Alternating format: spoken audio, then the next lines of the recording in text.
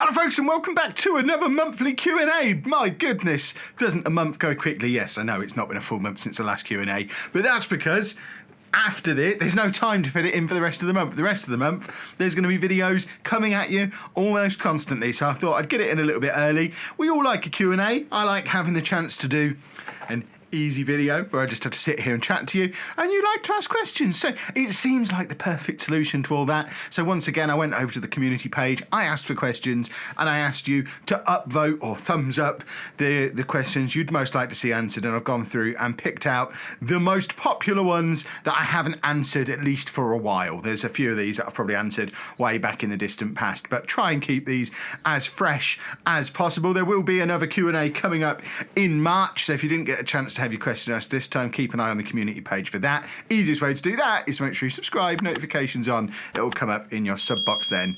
Theoretically, I know it doesn't for some people. I don't know how to make it work. It should work. That's how it's supposed to work. Also, there'll be a live Q&A coming up as well, and of course for channel members there will be the channel members Q&A coming up in the near future as well. So all of that stuff, keep an eye on the community tab and on my social media so you know when that's coming. But let's jump into the first question, and that is from Spooky Skeleton, who asks, are you and Anna still planning on trying out an aeroplane trip to see if we think Andy could manage it, and if you think he will, where will you go on your first plane holiday together? Yes, we definitely are. For those of you who don't know the context of that question, one of the reasons behind us going to Disney for a day back in December, yes, we wanted to go to Disney, and it was a lovely trip for Anna. She had a great time. I had a great time too, but Anna cried. She was so happy. It was awesome. But one of the motivators was me and Anna haven't flown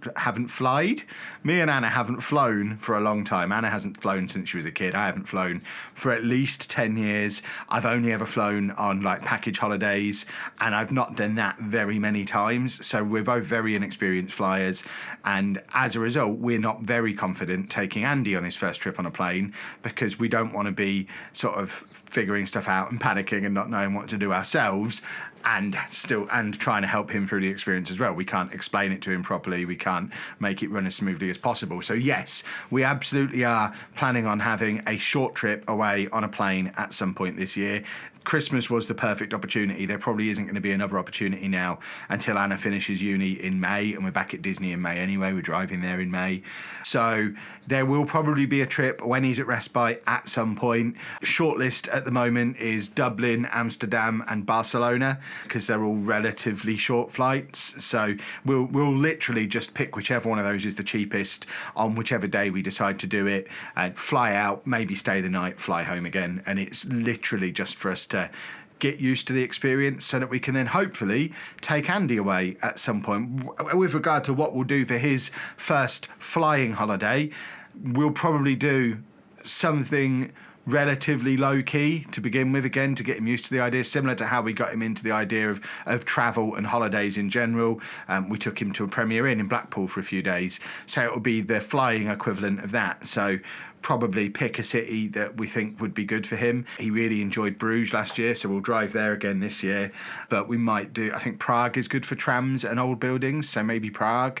Or, I don't know, maybe somewhere with maybe we'll do a package holiday with a fancy swimming pool, because he'll like that. But the end goal is to get to the point where at some point in the next, financially, realistically, 3, 4, 5 years, we'd like to go to Florida and do Disney and stuff there. So that's the long-term goal, but that is way off in the distance at the moment. Has Andy physically shown more of an interest in girls, like in person, looking at them or trying to go up to them and stuff like that? No. If Anna passed away before Andy turned 18, are you able to look after him legally? I mean, it wouldn't be automatic legally, because I'm not his dad and I've never adopted him. That being said, the only obvious people he could go to would have been Anna's mum, who obviously passed away last year. Andy's biological dad would want nothing to do with him, has wanted nothing to do with him for 15 years. So even if social services decided to take Andy there and leave him with him, he'd give him back. So we have spoken to the social worker about it and said, look, should I be adopting him? And their answer was, you probably don't need to bother, because all of the legal documents and care plans and everything have my name on them. I am considered his carer by everyone who is involved in the process, and the social worker said, as far as they're concerned, if something happened to Anna, the best interest of Andy are for him to stay with me, so that's what they'd push for. So she said, we can do it if we want as a little bit of an extra insurance, but we don't have to. There's no reason to. Realistically, he would stay with me anyway, because that's what he'd want to do. Even if it came down to him having to specify a preference, he's going to want to stay in his house with the person he knows, rather than going to someone he's barely ever met, who doesn't have his stuff and is in the wrong place. So yeah, he'd be here. What's your relationship like with your ex-wife? A lot better than it was when she was still my wife towards the end. I'm fine. I don't really want to get into it. It's fine. Would Andy know what to do if he had to call the emergency services? No. He's never made a phone call in his life. He's had phones handed to him to talk to people at various points and doesn't really know how to do it. He wouldn't know what number to dial. He wouldn't know how to dial. He wouldn't even have access to being able to do it. His phone that he uses doesn't have a SIM card in. He doesn't use it as a phone. It's just like a travelling iPad. And we don't have a house phone. We've not had a house phone for at least 10 plus years. There's just no point in having one as far as I'm concerned. And all of our mobiles are locked. So he wouldn't even if he knew how, he wouldn't have the facility to, because there's no phone he could have access to make the call. But even if he managed to make the call, he's not going to be able to exchange information over the line anyway. So let's say theoretically the number is dialed, the phone is handed to him. He's still not going to be able to communicate what the issue is. So as far as I'm concerned, there's not really much point in showing him how to do the rest of it. He probably wouldn't, if Anna fell down the stairs, unless he happened to be going up to the toilet and walking on the stairs, he probably wouldn't even notice it had happened. And that's not me trying to be mean. He probably wouldn't. Oh, that was a loud bang. I'll carry on my iPad. What's happening with Anna's uni life and her future job? Anna is nearly finished uni. Her final day, I think, it's either late April or early May. Her dissertation's due just after she goes back after the Easter holidays, but she's doing a dissertation presentation in Cambridge next week, which is why we've got a couple of days in Cambridge, because she's got to be there super early. So we're going to go and try and make it as stress-free as possible, and go and stay the night in Cambridge and make a fun trip of it. I'm going to have fun. Anna won't have much fun because she's having to do a dissertation presentation.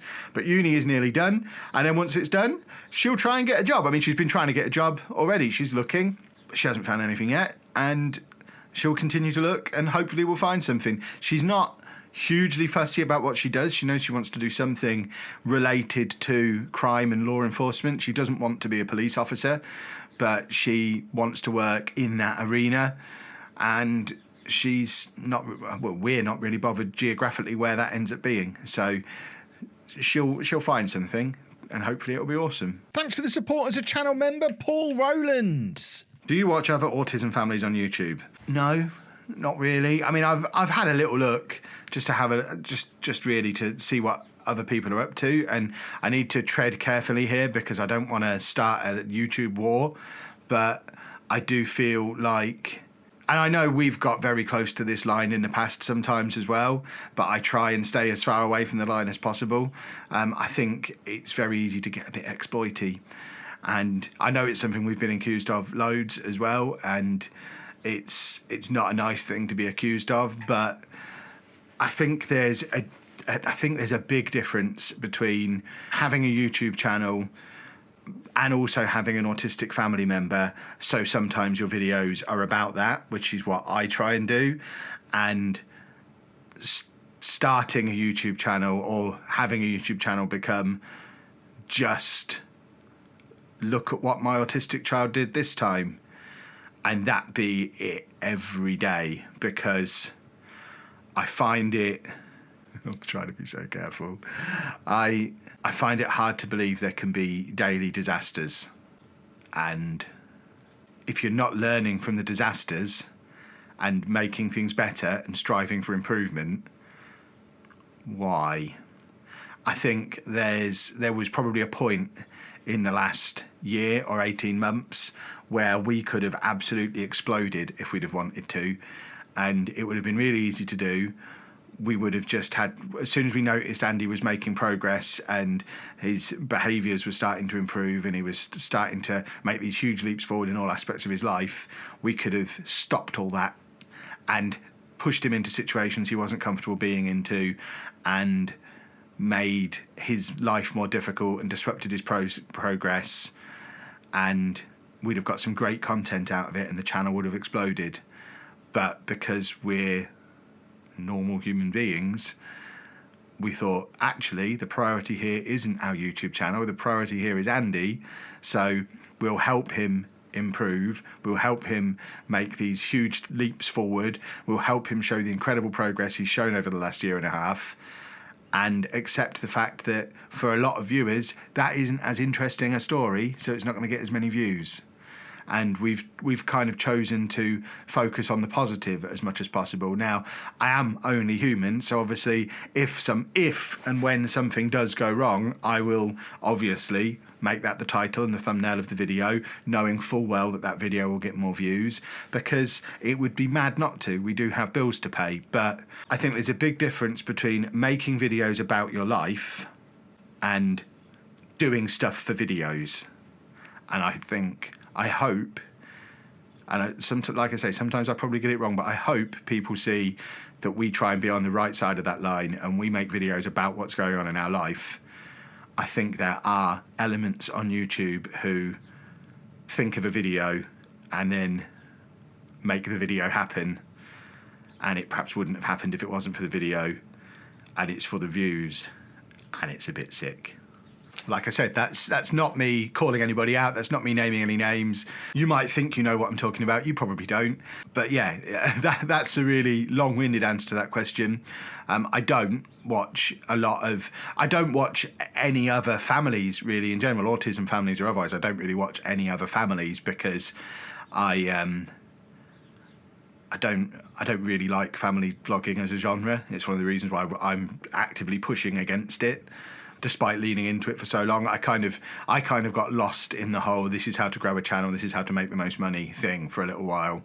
And it took taking a little bit of a break from it and really examining what I was doing to understand that it's not something I want any part of. So that's why the channel has undergone so many changes recently, and that's why I don't watch any family vloggers and never really have, because I don't like them. Do you find it difficult to plan things that you want to do because Andy might not want to do it or go there? Not really anymore, mainly because I think over time we've kind of come to terms with the fact that there are certain things I want to do and certain things he doesn't want to do, and it does change what we want and what we want to do, so we just won't plan to do stuff that we know he won't want to do, or we'll plan it for when he's at respite or when he's at school. But generally the things we want to do we can either do with him or there's ways around it, like going to Comic-Con, for example. We know that we won't take Andy to Comic-Con and it'll be fine. It gives us a little break from him a little break from us, and it's fine. I don't think there's anything that we particularly feel that we're missing out on because of Andy, or that we can't do because of him. So yeah, I don't particularly find it difficult. How do you plan your Disney trip? Do you use a certain website, get a package, or do it all separately? Right, we're about to have our third Disney trip this year, and we're doing the third one the same way we did the first one, which is as a package through a company called Magic Breaks. Not sponsored. I think they were originally part of Thomas Cook, because we booked it through the Thomas Cook website and had a bit of a panic when everything went on with Thomas Cook towards the end of last year. But I've just had an email from them yesterday, in fact, asking me for the balance of our upcoming holiday in May, so it seems they still exist. So that's good. We now know we're definitely going. We do it that way because if you're looking for accommodation, like Disney accommodation and meal plans and stuff like that, I did a lot of shopping around, and it just seems to be the best way to do it. It's the way to get the best deal. When we go in May, we've got 4 nights in Disney accommodation, 5 days of park passes, 5 days of meal plan, and it's costing a very reasonable amount of money. It's costing us less to do this time than we paid last year for 2 days of park passes, and I think we had 3 nights in accommodation, 2 days of passes, 2 days of meal plans. So by shopping around, by buying at the right time, and by using package deals, we've got an incredible deal when we go in May, which is really, really awesome. When we went in December, I did do it all separately because it does work out a little bit cheaper overall to do it that way. Because if you're not staying in Disney, it's the Disney hotels that cost the most amount of money. It's our park tickets when we went in December. I think our park tickets were like £60 each. Now, obviously, that doesn't include a meal plan or the extra magic hours and the stuff that you get through staying in a Disney hotel. But for context, that entire trip that we did in December, including the 2 nights in the Premier Inn in Folkestone, the Eurotunnel crossing, and the Disney passes, not including petrol because I haven't worked the figure out, but we did that entire trip for less than £250.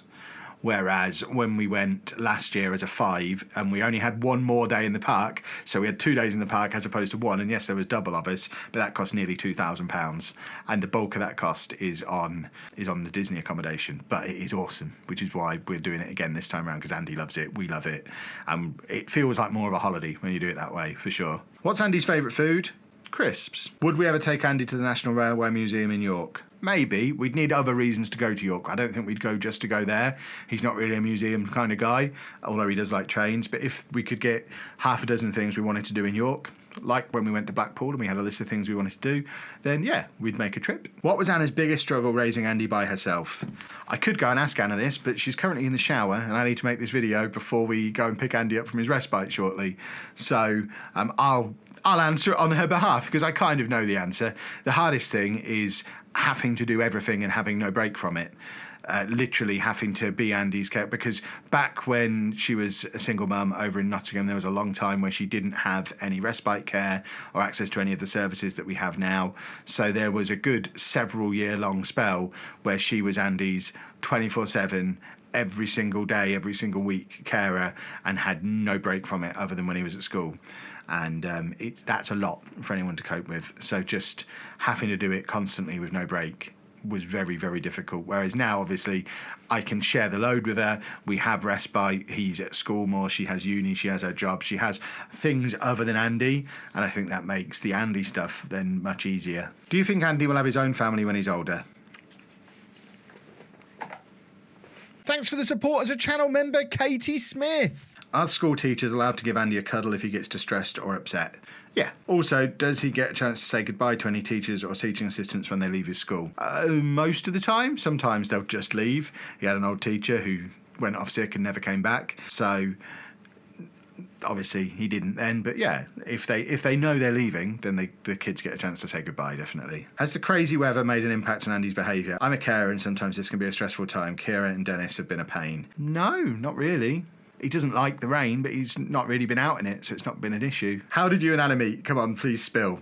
We made a video, in fact, I didn't make a full video on it, but I made this video about 3 years ago, which was a Q&A as well, I believe, and someone asked that question, and I did tell the story there. Short version, I picked her out of a catalogue. What foods does Andy eat now? Last time I saw he tried chips, but is there anything else new? He's trying lots of stuff. He'll try anything now, which is awesome, but very few things make it into his rotation. His current menu is in the morning, he'll have 6 slices of toast with butter.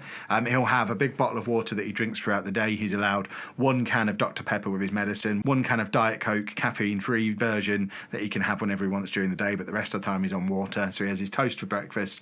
Lunchtime, he'll have 6 fish fingers and 6 potato waffles.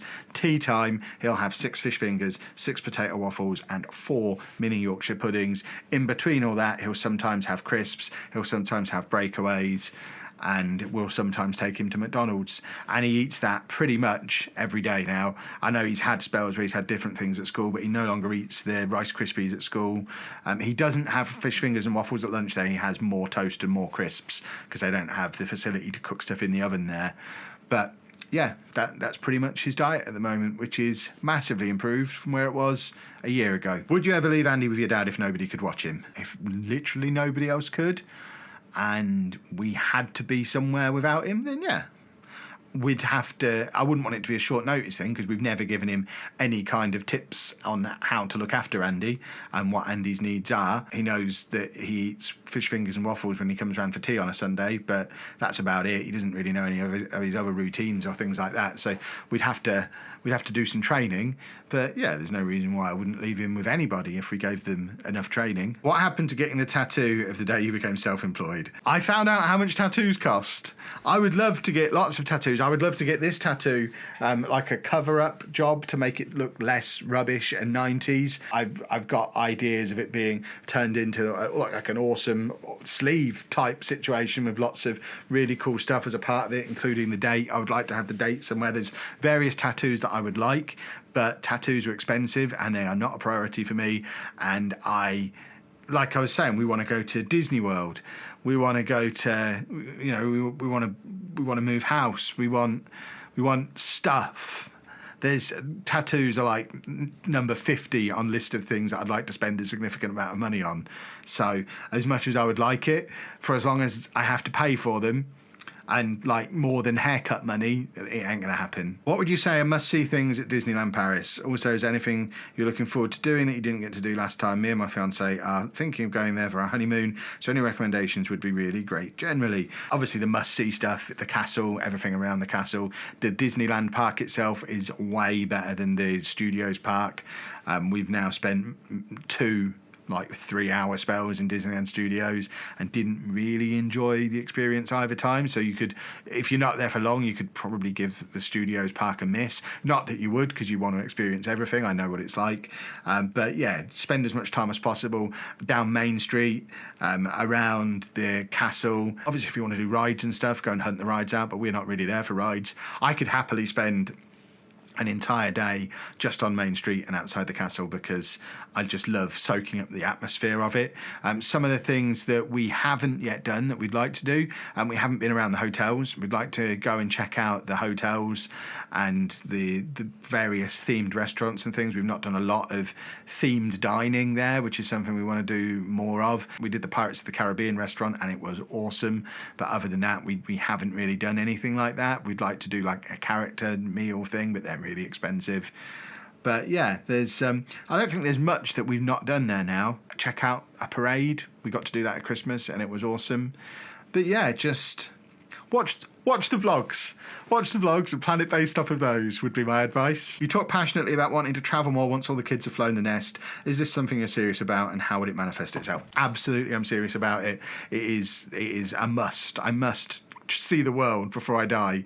And yeah, so as soon as the kids are to the point where they don't need us around every day anymore, and me and Anna have got the money to do it, we will absolutely go and see the world. It's going to be a little bit trickier because Anna's going to have a proper job. And when I first started planning this, it was, we'll both just travel the world for 6 months at a time. But obviously that's not really going to work with her having probably 5 or 6 weeks of holiday a year. But goodness me, am I going to get value out of those 5 or 6 weeks? But yeah, I mean, we've got plans to just, one of the things we've talked about is flying to one coast of the USA, buying a Winnebago and driving to the other coast, or for as long as it takes before they deport us. I'd love to travel all around Europe. I'd love to see Japan. I'd like to go to Australia, but Anna doesn't like spiders, so she's said she's never going to set foot in Australia for as long as she lives. I want to see the world. We're just going to go. That'll be where that'll be what I would consider that I'd have done my 40s wrong if my biggest expense in my 40s isn't travel. That's my plan. Any spare money I've got for between my 40th and 50th birthdays, I want to spend on flights and hotels and Airbnbs and foreign currency, and just go out there and see everything before I'm too old to enjoy it. Do people ever give you weird looks and stop you in the street because you have a camera out? I get a lot of weird looks, apparently. I don't notice them, but Anna notices them, and I see them in editing, but I'm completely oblivious and in my own world when I'm filming. I do sometimes get asked what it is. When me and Lucy were in Specsavers last week, one of the members of staff came over and asked if I was a mystery shopper. And I just said, do you think a mystery shopper would come in with a massive camera? No, I'm not a mystery shopper, but I sometimes get asked what I'm doing, and I just say, I'm just filming. They'll say what for, and I'll say YouTube. And that's usually enough for most people. But yeah, I get weird looks, especially around Peterborough, because I don't think they've seen a camera before around these parts. But when I'm somewhere like London or Birmingham or Manchester, somewhere a little bit more this century, then people barely even notice I'm doing it because I guess they see it so often. And that brings us to the end of another Q&A. I always start these videos planning to keep them to a tight 15 minutes, and then the questions just keep going and going and going. There's another like 60 or 70 questions I've not even got to. So like I say, if I didn't get to yours this time, try again next month, and we'll hopefully get round as many of them as possible. I do try not to answer the same questions over and over again. So if you have got a question that's a little bit different to some of the ones from this time, then it's got more chance of appearing next time. But we will wrap it up there. If you have enjoyed it, please make sure you leave a nice big thumbs up on there for us. Subscribe to the channel. Please subscribe to the channel. We're so close to 100,000 subscribers now. I think at the time of recording, we're about 1,500 away. So close. It would be so cool to hit 100,000 subscribers this weekend while we're down at VidCon, because I can walk up to YouTube and say, I've just hit 100,000 subscribers while I'm here at VidCon. Can you tweet about me, please? Or words to that effect. I'd just like it. It would be awesome. And thank you very much for watching.